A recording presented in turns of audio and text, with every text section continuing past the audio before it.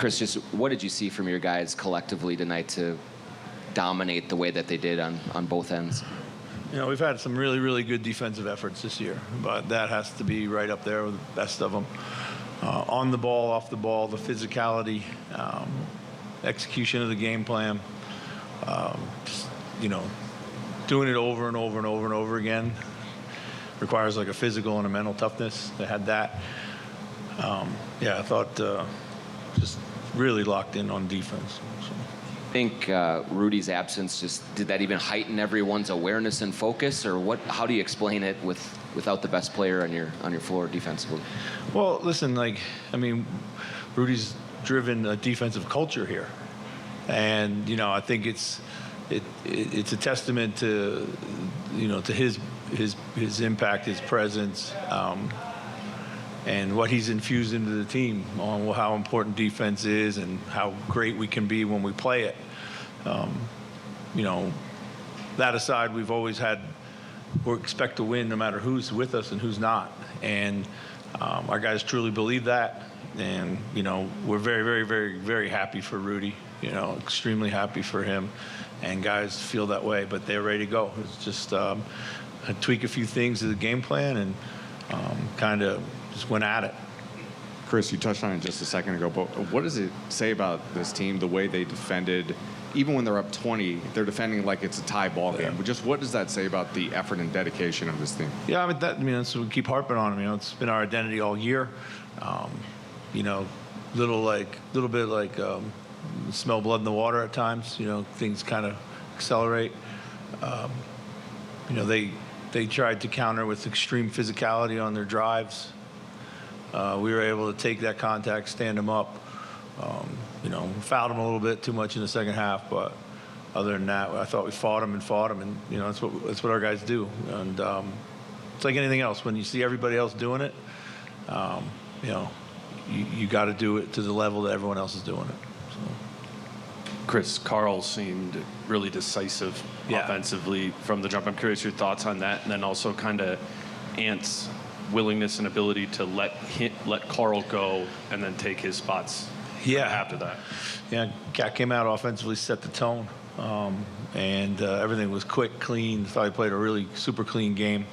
Ant got off to a little bit of a slower start, but I thought the two of them had one of their better rhythm games in sync with each other than all season long.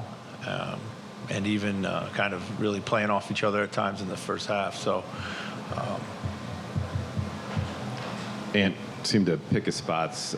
Chris, especially there was a sequence in the first half. There's a coast-to-coast layup in transition, and then pulls the rip and scores at the bucket. He'd kind of done everything for you guys offensively the last 3 games, set a franchise record. Just what do you think about, you said rhythm game, but what do you think about how he executed offensively? I thought he did a great job. I thought, again, he finished pretty efficient, very efficient line, 11 for 17. We expected more traffic around him tonight.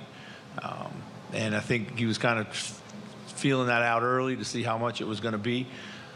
We knew the early attacks would always be there because before they could get set heavy in the gaps, he did a great job of kind of exploiting those. And then I thought as the game went on and they started flipping matchups and flipping coverages, he really did a good job of just finding his teammates. We went through a period, I think we were super tired. We didn't really score very much, but I thought we made a lot of really good plays in that period. And Ant was at the front of that. So,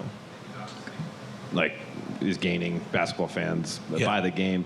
Did you catch the shrug that he had when he had the 3 in the fourth quarter? People are saying it reminded them of Michael Jordan gets the plays. No, I didn't catch that. So,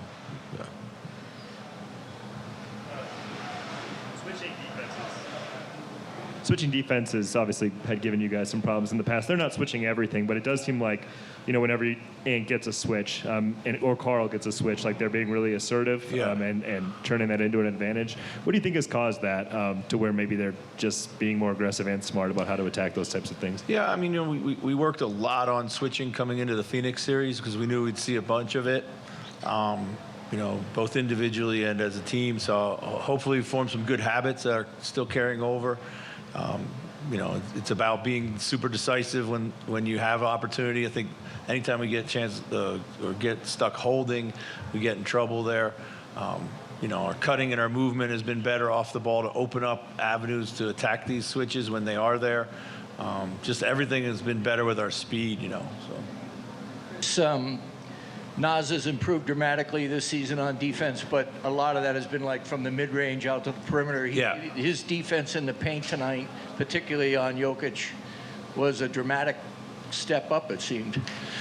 Yeah, I thought it's been fun to watch him grow in that regard. I remember a game last year, when we played here and we didn't have Cat.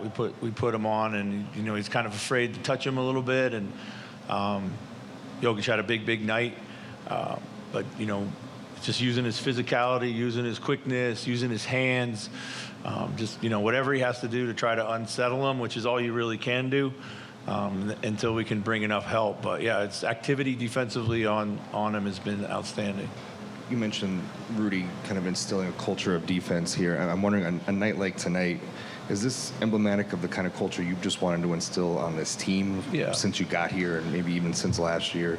The toughness, the defense, and not making excuses when a key player isn't here. Yeah, I think so. I mean, for sure. Like, it's always been, got to compete at, had to learn how to compete, and then you got to learn how to always compete, and you got to learn how to compete at the high levels. And when you do that, you're always going to give yourself a chance to win no matter who's available on your roster.